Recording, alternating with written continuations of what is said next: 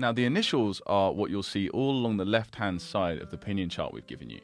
They're essentially the consonants of the language. They go at the beginning of every single Chinese syllable, except for that very top line, remember, with the null symbol there. Now, we don't need to treat these equally in terms of difficulty because they're not equal. We can actually split them up into 3 different groups. So the green ones at the bottom here are what we call the easy initials. And we call them that because they all exist in English in pretty much exactly the same way. M, F, N, L, S. So we're not going to insult your intelligence by going through them and drilling them one by one. Make sure you remember. So this orangey yellowy group here we call the tougher initials of Pinyin because they are kind of a little bit harder than the green ones because the English and the Chinese are very similar, but there are some subtle differences between them that won't make much of a difference to you at the beginning, but will make a big difference to the native Chinese speaker. So it's important for us to point them out.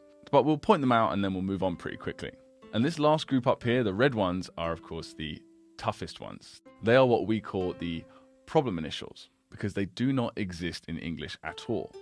There's some similarities with English, but they are not something that you would have produced if you're a native English speaker. So of course, we're going to spend the most time and effort talking about these ones. But don't worry, they're not that hard. They just involve mastering 3 different tongue positions to get them all right. Okay, so that's initials. Let's get into finals.